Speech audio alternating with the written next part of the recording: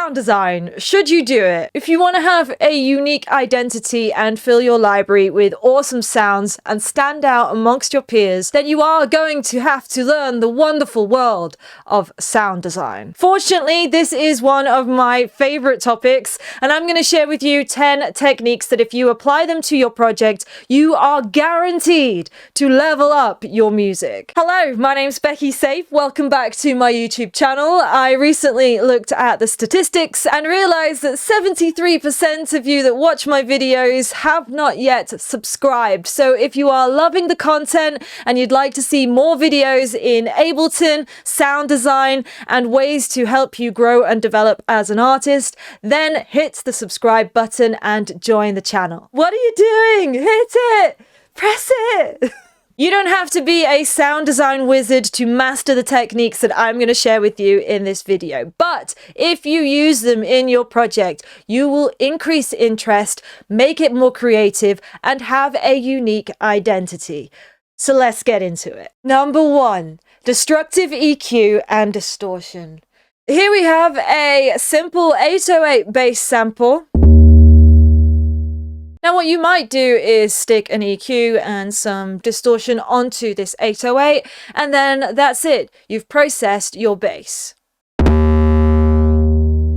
You may not know that Ableton has presets in EQ8 with EQ curves, and some of these are really interesting and aggressive shapes. If you use these in succession with distortion, saturation, overdrive, wave shaping, and keep repeating the process over and over again, you're going to create really interesting textures that are miles away from your original 808 bass sound. I've split the bass sounds in this rack so that we're only processing the mid and high frequencies, and you can see here we have an EQ8 followed by an overdrive, followed by another EQ8, followed by the amp, another EQ8, a gentle vintage EQ8, a saturator, another EQ8, a dynamic tube, a stereo effect. We could go back on and get another saturator.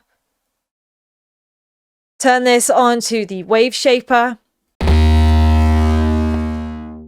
You can turn a basic 808 into something super unique with lots of character and identity.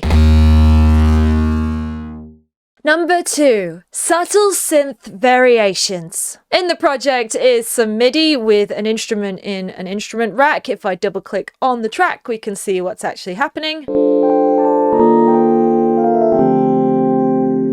We have a set of chords with a melody line over the top. Everything is coming out of one instrument. If we duplicate this instrument and then slightly change it so that it sounds a little bit different from the first instrument, then apply that only to the melody top line, we're going to create a lot more interest by having subtle synth variations. We're going to duplicate this chain, adjust the parameters of the second instrument so that it starts to sound a little bit different from the first.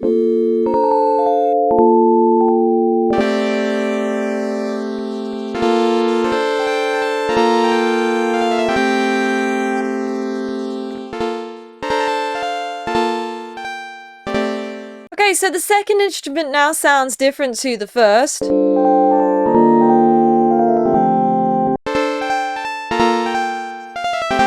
But they're still both playing the entire chord and melody line. So let's jump into the key section of this rack. We can see that the keys are triggering both instruments because this green line is going all the way across. But what we can do is go into the MIDI clip, find the very bottom note of the melody line, which is A3. We're going to come back into the instrument and we're going to select the second instrument from A3 and up. The first instrument, we're going to bring that down so that it triggers everything up to G#3. So neither of these instruments now are going to play at the same time. The second instrument is going to play the melody line, and the first instrument is going to play the chords. Let's have a listen to see what this sounds like.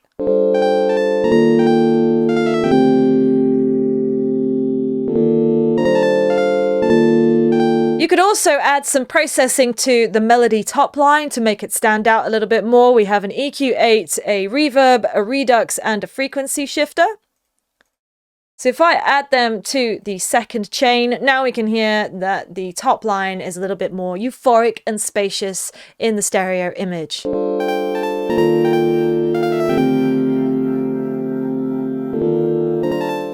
I've made this rack available for free download, so if you want to grab it and use it in your project, then it is below in the description. Friendly reminder to like, comment, and subscribe to the channel. Mwah, mwah, mwah, big kiss. Number 3, learn FM synthesis. You've probably heard of frequency modulation by now. I have loads of videos on it on my channel. I will link one above so you can learn a little bit more about what it is. Instead of adding two sounds together, we're going to shape the characteristics and morph one sound with another. And this is the principle of FM synthesis. So A is going to be modulated by B. If we have the algorithm in this serial order, then it's not going to happen. You're just going to hear both of the sounds together. We have a low bass note here at 50 Hz and a higher frequency of 203 Hz, and they are playing together at the same time alongside each other. But if we change the algorithm in operator so that it is in the FM order, now what's going to happen is A is going to get modulated by B, and we're going to get a completely different sound.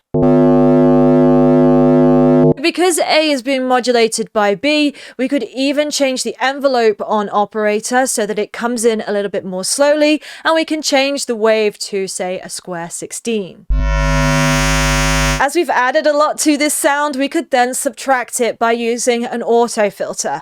Increase the LFO amount and set your rate so that you get a little bit of a LFO wobble.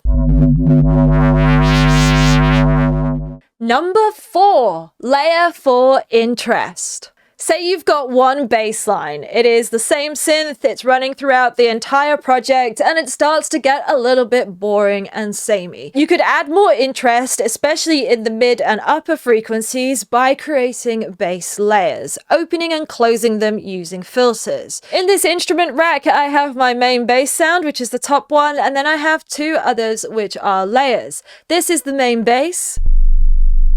It's pretty low, so you might not be able to hear it. And then these are the two layers. If I played all of them together, you're going to get a lot of congestion in the frequencies and lots of phase cancellation. It's going to sound muddy. It's going to sound horrible. But what we can do is resample to create some layers.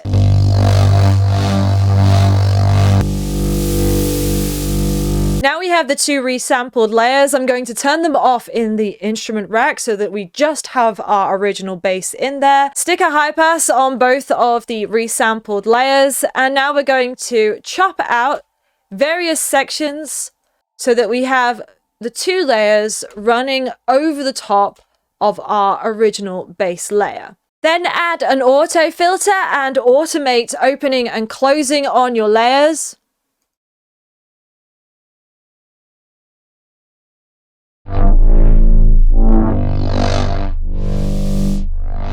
If you're an Ableton user and you'd like to learn Ableton inside out so that you can make music faster, then I do have a complete Ableton live course, over 150 videos broken down into bite-sized chunks, no chat in between, so that you have a full directory and you can go and access those videos whenever you just need to learn something and get on with making music. So if you like my teaching style, check out the complete Ableton live course below in the description. Number 5.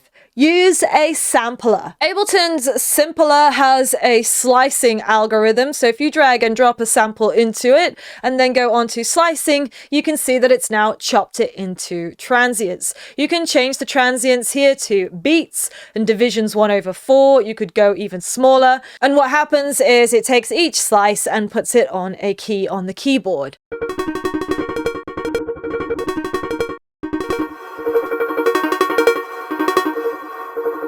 Number 6, record the world around you. Recording sounds is the #1 way to humanize your music.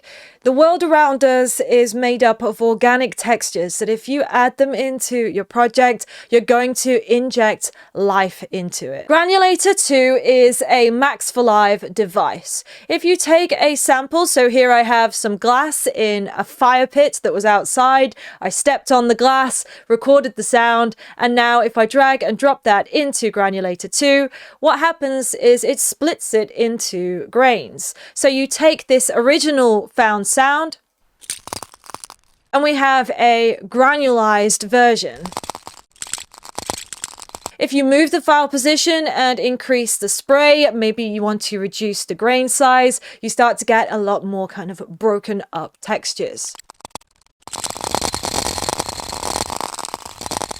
We also have Ableton's hybrid reverb, which is a reverb and then an impulse response. Again, you can drag and drop a sample and capture the reverb of that sample and blend that into the project. So we could even use the exact same sample and take the convolution impulse response, and now we have our granularized sound into a hybrid reverb with the reverb of that sound.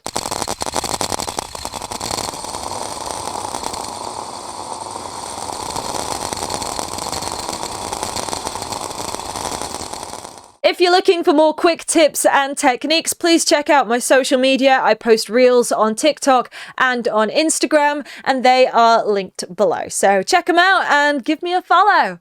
Thanks. Number 7, use short wet reverb. Reverb is typically added to a project to give it a sense of space. But if you have a huge reverb, really dense, lots of reflections, then you could run into some mix problems. So instead, we're going to use short wet reverb to add clarity and character to a sound without clouding up the mix. Here we have a hi-hat loop, and I'm going to make this just a little bit less dry, but we're going to use that short wet reverb. So increase the reverb up to 100% wet, decrease the size of the room, also decrease the decay time below 1 second, bring the pre-delay right down, and let's decrease the density as well. Let's have a listen to before and after. And now with the short wet reverb.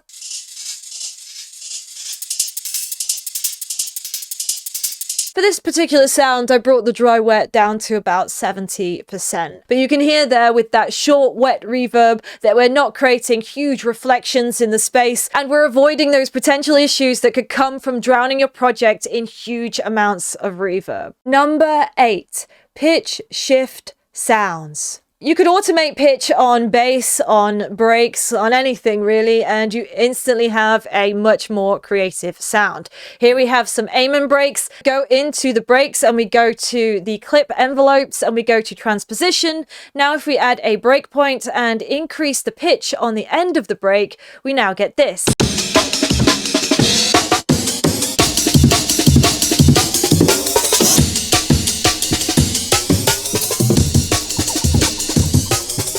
Number 9, create contrast with stereo width. Stereo width is not only important in modern music for creating huge, wide sounds, but it's also a key technique to use to create contrast between different sections of your project. Say this is the last 8 bars of your 16-bar or 32-bar section, and we want to create a sense of space where we're taking this sound wider out into the stereo width, but then we're going to slap that back into the middle as we get to the start of the next 16 or 32-bar phrase. So just a simple automation line, taking it wider in the stereo field and then back into the center.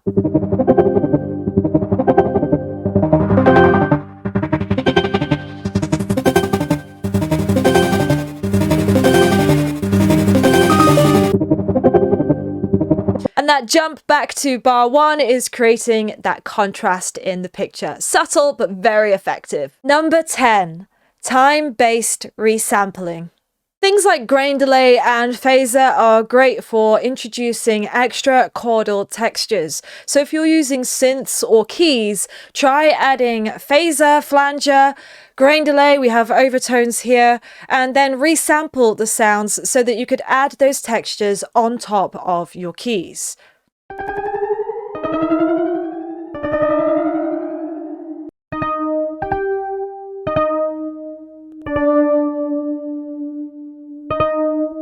Now we have our original keys track and the overtones that we've recorded. Grab an auto filter like what we did in the beginning part of the video and use that to open and close your sounds. You could create fades, or you could take these sections, chop them out, and reverse them.